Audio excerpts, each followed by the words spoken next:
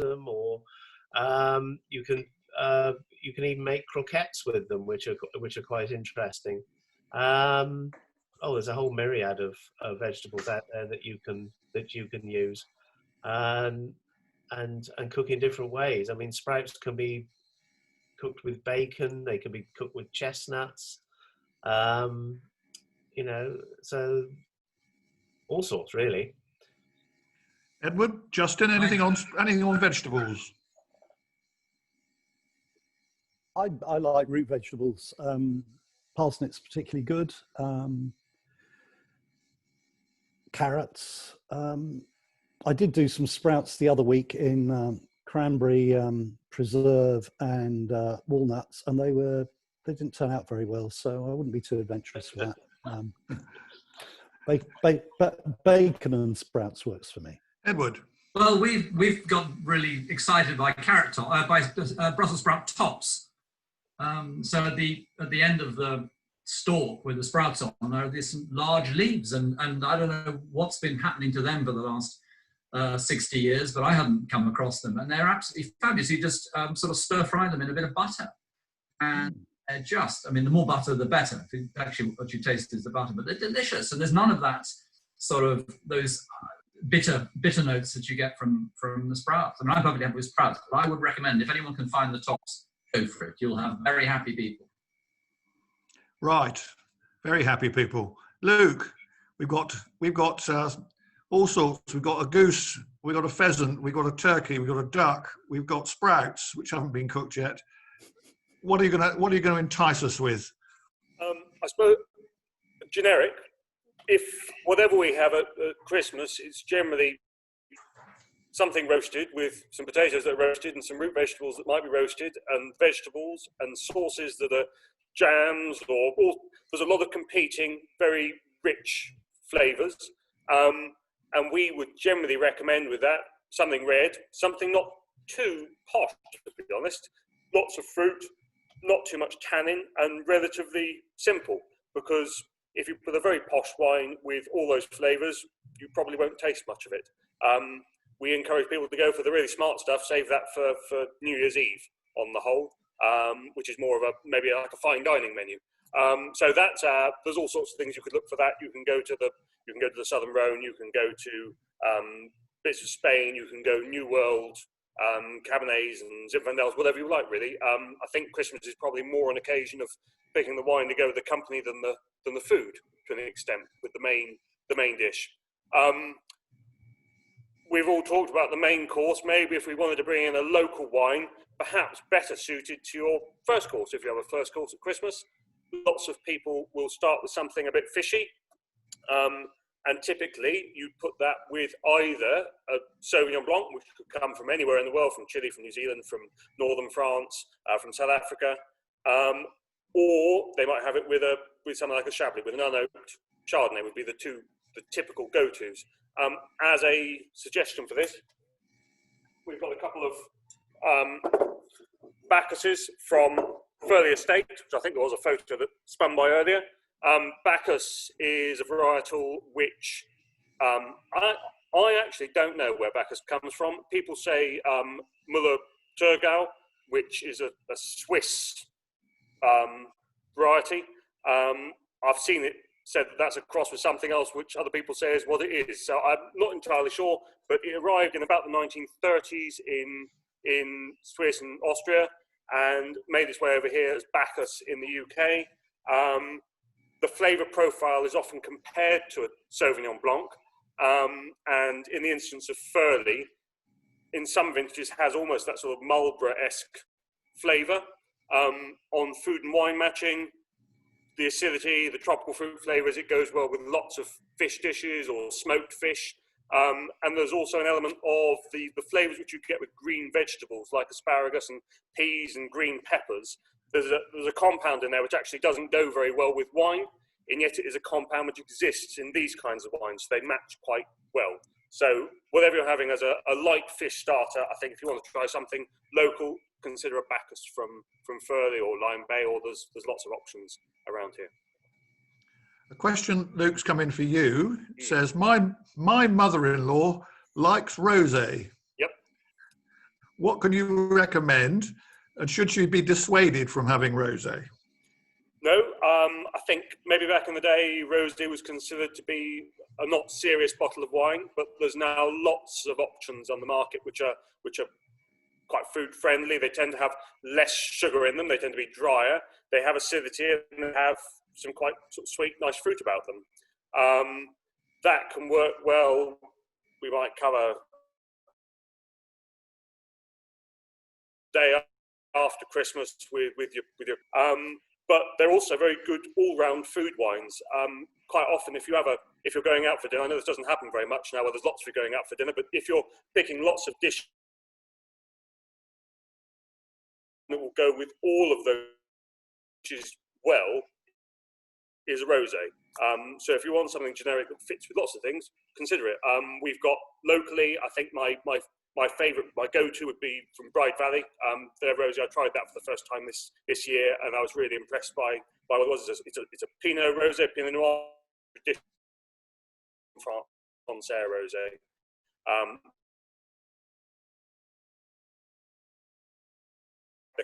Nothing wrong with rosé. I have another question here, which has amused me, so I definitely will read this one out. A lady who says she's anonymous has said that her husband is not with her, and her question is, I don't know whether that's temporary or permanent, but she says that my husband is not with me. He is a wine snob. He says that you can only drink red with red meats, and white you have to drink with chicken and fish. Surely that's not correct. Yes and no.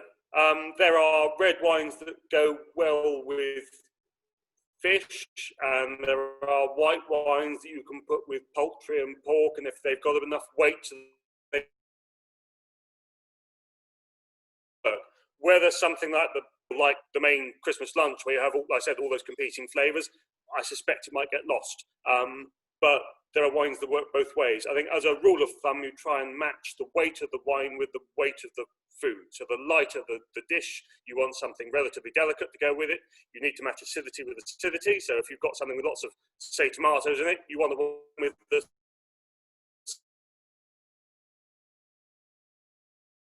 got fat in a dish. Quite often you want, and there's a chemical that attaches to the fat in the food, so you don't taste the fat and you taste the fruit in the wine, which is why typically if you had something like a goose or a duck, you might put it with a wine from sort of southwest France where you've got some natural tannins in the wine. But I think probably at Christmas it's more important just to have something pleasurable than too in depth as to a specific match which is going to be perfect with all eventualities. Thank you, Luke. Yep. Puddings, gentlemen, any other comments? Because I got a couple of questions on puddings, or one particular question on puddings.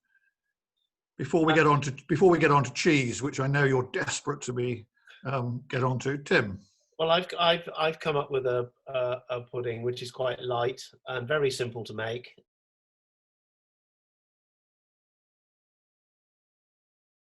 As in red wine, it's very, very simple to make with a good yogurt, just plain yogurt, and a bit of gelatine and a little bit of sugar, not very much. So you put the whole, you melt your gelatine in a bit of milk.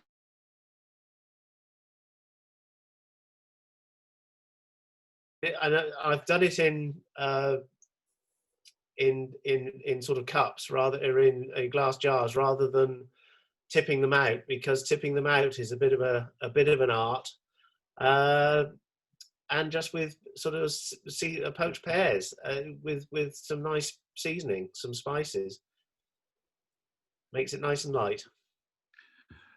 Thank you, Tim. The question was sort of related to that. The question from a viewer is, if I'm not having Christmas pudding, what else would you recommend as a pudding which should be exciting, they say?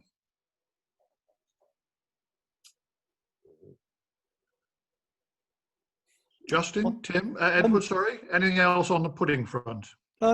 Sometimes we have a pavlova, which can be quite spectacular. as long as the dog doesn't get at it first, which happened one year. But yeah, a nice forest fruit pavlova is a little bit lighter perhaps than Christmas pud. Edward, any comments, or should we go on to cheese? No, just a comment on Christmas puddings. I think that it seems to be one of those extraordinary things that we go on eating, and then you sit around the room and say, "Does anybody like this stuff?" And there's sort of murmurings. So my argument with the Christmas pudding is that not all Christmas puddings are alike, and you find the one that you really enjoy. But the alternative is to have something very light. I think that panna cotta was absolutely fabulous. I think that would be absolutely perfect. The alternative is ice cream. Good old ice cream, because it's something cooling and refreshing at the end. I think break some.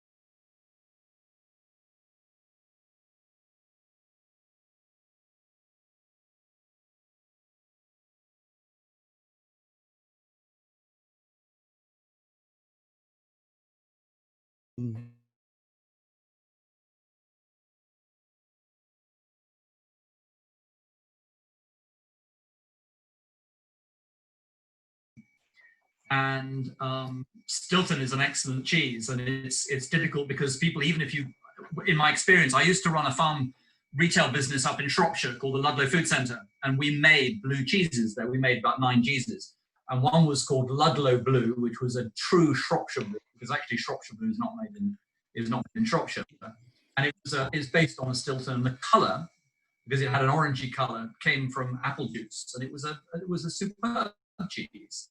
And we also made a blue cheese called Blue Remembered Hills, which won the top British blue in 2013.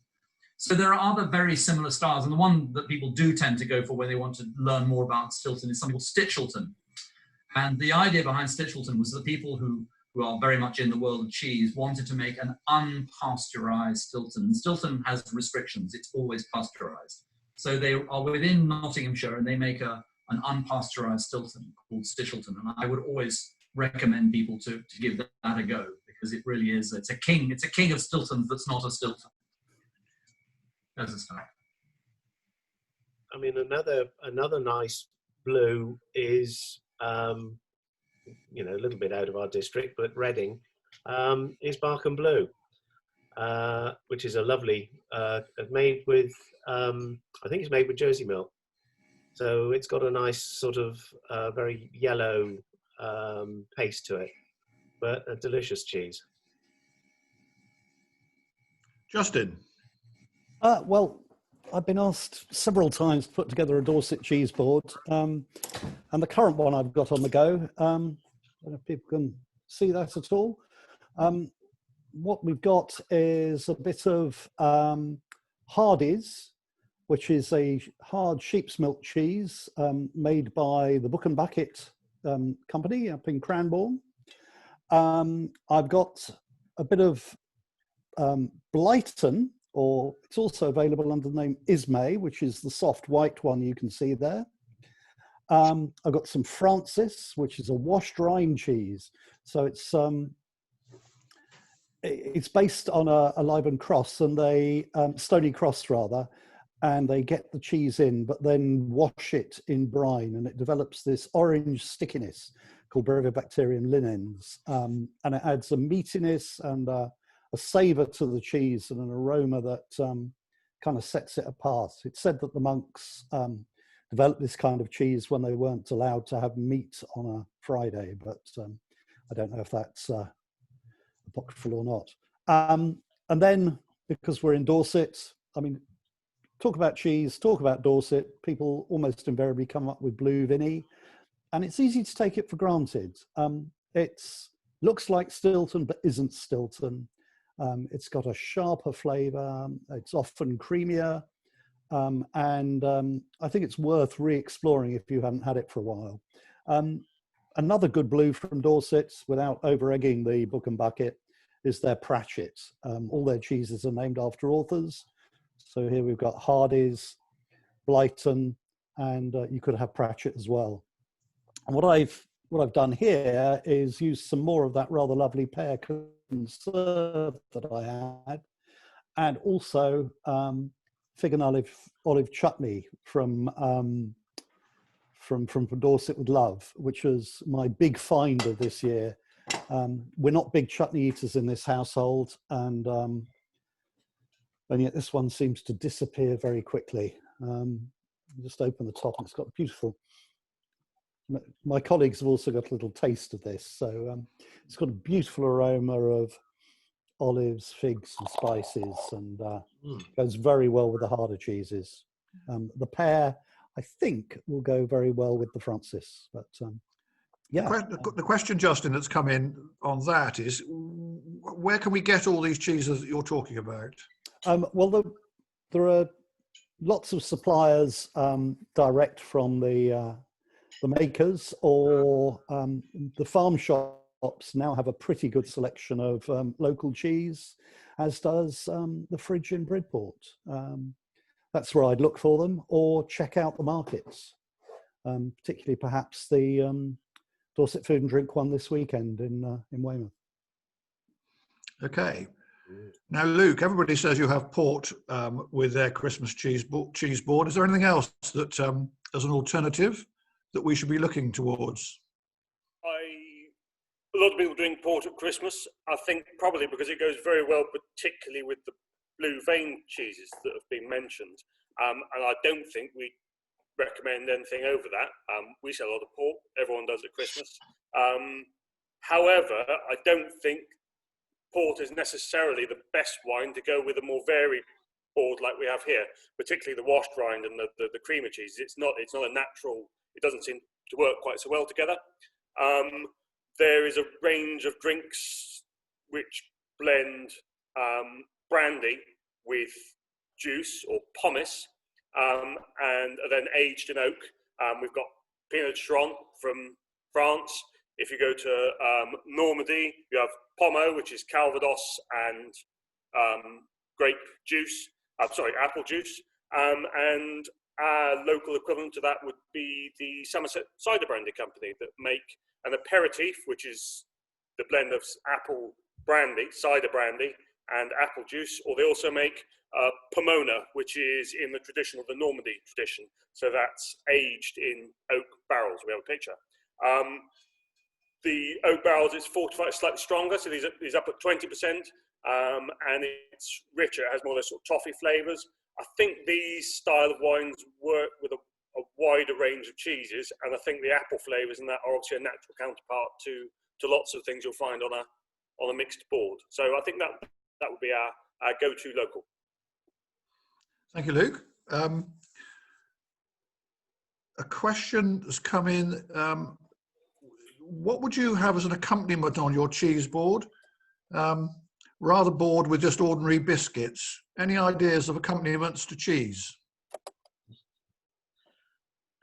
St. Peter's Yard sourdough, very good crackers, available in most good cheese shops and one supermarket. We make our own sourdough bread. That's fantastic with cheese. With blue cheese, I'm a real sucker for a digestive. I do make my own digestives. They're not spectacular, but they're very satisfying to have with a blue cheese. I don't think you want anything with too much flavour to go with, and I've started making a biscuit, which is actually, I suppose, leaning towards a digestive. But you want the cheese to come through. So the last thing you want is something with a lot of flavour in it. And I think just like Justin said, with his pear paste, it's or just a pear goes very well.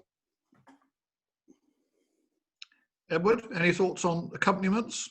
I mean, I guess you're trying not to compete. You've got a fairly extensive cheese board. You've got drinks with it. I think the neutrality of those, I mean, those Peter's Yard biscuits are excellent, and they only came into the market a few years ago. So they're very gentle, they're very light, they've got a nice crisp, and they're relatively neutral. As Tim said, you don't really want anything too competitive. although that little bit of sweetness is quite nice. That's why the people like the digestive. The apple works well because I think it's the crunch and the acidity in it. It works with some cheese. I mean, some people like to eat cheddar with a fruitcake. So you've got all sorts of interesting flavors going on there. You've got acidity from the cheese. You've got sweetness from the cake, spices. I have to be honest, I'm a sucker for just eating the cheese on its own. I think once I got to that stage, I just really enjoy. And I think on the cheese board itself, it's really it's a less is more moment, not to have too many cheeses. And then you can really enjoy them and get them in best condition, which is another big challenge for people buying cheese, is finding the ones that are ready to eat and have been well kept, particularly the ones that are quite gentle. I mean, Justin's washed rind is excellent, but it's got a little time, and that can evolve and get a little bit more earthy, I think, as it moves on. I've got a question going back to the port. Justin, a question's come in. Can you recommend any particular vintage port that you think is really good at the moment? That'll be for Luke. Yeah. Oh, sorry, Justin, for Luke. Yeah. Palmers are quite keen on vintage port, and we have a range. Come and have a look at them. We have things from 1955 right up until 85 on the shelf, and those are really the vintage you want to be drinking now. The youngers, 94s, things like that, we have stocks of them, but they're not quite ready yet. So I would say anywhere between 80, 83, 85 are the sort of the classic vintages from that decade. But we do have some older bits and pieces as well, things that were amazingly actually bottled here in Bridport from the 50s. So yeah, in that vicinity. Okay. We had cheese. We finished our cheese course. I think we have. I think just following on from what Edward said is, less is more. This year Christmas is going to be probably just for, I don't know, not very many people. It might only be half a dozen people. Quite often, if we've had a dinner party with just a few people, we might just have one good cheese, and a nice big piece of it. I think the problem is, if you've got sort of half a dozen cheeses of little pieces, by the time one person has gone in and with their knife, it's a mess. So, possibly one really good cheese will do you. There we go. Yeah. one of James McCall's. Yeah, I think that's a very good point. Take a bit of time at the counter, choose something that you really like and that you can find a bit about and that you can discuss with your guest or guests, and go for it. Be confident in what you're choosing, and really enjoy it. Yeah. Okay, so the afternoon has wended its way. We've all had a row about who's won the Monopoly or the Cluedo. We watched the Queen. Auntie Mary, if she's there, has woken up and said, right, what are we going to have to eat now? So after the aftermaths, as it were, gentlemen, how are you doing on that? I discovered something this afternoon on an email from the Bridport Food Festival, which is that Helen Chowdhury of the Taj Mahal is selling bottled sauces to deal with leftover turkey, which I thought was pretty good. So that's somebody who we've seen regularly in the food tent. Other than that, I would just continue to hit the cheese board, but that's me. I think sort of going back many years, it was traditional in our family to have a pressed tongue, which you don't see very often these days. Absolutely delicious. It'll be very different, Tim. Very different indeed. Can you explain a bit more? What do you have it with? Well, just have it with some pickles and a nice, some of Justin's sourdough, I should think. No one's put a shout in yet for good pickled onions. Can I propose a good pickled onion? Oh yes. I picked some up from a local stall about 3 months ago, and they're open. They're going to be opened on Christmas Eve. Edward, any thoughts? I've got a question which I thought was amusing. But before that, Edward? Are we on sort of left? This is for leftovers, or we? Yes, yes. Well, I mean, for me, the whole thing is about flavour profile, and we started the day with quite rich things. We started with eggs and smoked, and we then processed through turkey or goose or whatever, and again, all quite rich, and cheese is quite rich, and the pudding. So actually, I head to the Far East where things are fresh and zingy and spicy and aromatic. So it's pulling the turkey off the bird and making a really nice, tasty Asian salad with noodles and white cabbage for crunch, and then the sauces, sesame oil, soy sauce, ginger, rice vinegar, palm sugar, fish sauce, lots of garlic, chilies. I love chili, so make it as hot as you can. And it's just crunchy and zesty and hot and spicy, and it will just be such a nice contrast to all the other flavors that we've had all day, and it makes you feel healthy too. I thought the Far East was pool, but there we go. I've learned something. That's a fairly parochial comment, Justin, but... you need to get out a bit more. The question that's coming is it too early to have turkey curry on Christmas Day? I think so. Whenever you're ready. I think the thing is, it depends when you eat it. I think you may want it to cool down a bit before you start making curries. But, Okay, Luke, any thoughts on anything to go with Edward's Thai fusion or whatever that the rest of them are having? I think we touched on earlier on rosé, and I think it does work with all of those things. So whether that's tongue charcuterie, cold cuts the day after with your pickles and your onions, or Asian Thai spice dishes, rosé does tend to work well with all those things. A dry rosé, I've mentioned the local ones. There's obviously lots of other places you can go to in the world, but we're not talking about sort of Zim blush with lots of sugar in it. You need something relatively crisp that has the acidity in the fruit that sort of match the fat and the spice. So lots of options. I mentioned that Bride Valley Fair, they obviously do a very good, their sea pink, which is a little bit richer, a bit more luxurious. And there we are, there's a picture of the Bride Valley there materialised. Yes, I think that would be our go-to style of wine that would match all those flavours quite well without being too serious. Okay, and unbelievably, we're running out of time. I'm going to ask, there's one question I'm going to ask Luke in a minute, which I might know the answer to, but I think all good people, you always ask a question when you know the answer.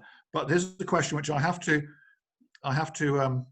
make sure I get the pronunciation right. It's to do with mince pies. It's nothing to do with actually what we're talking about in terms of our meal, although I suppose mince pies might appear again with some fabulous clotted cream at the end of the day. But the question is, and I'll have to get this right, do any of the team know how to make ricci arelli to have as an alternative to mince pies? And I apologise if I have pronounced that wrong, but I don't know whether you know the answer or you know what the question is or know what the answer is.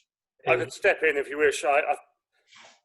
Equal almonds, icing sugar, egg whites stiff, mix it all together, and then they make like an almond biscuit. They come from Siena, but you can sort of knock the whites out. They go down flatter, and then they rise up again in the oven, and you get a sort of a light almond biscuit.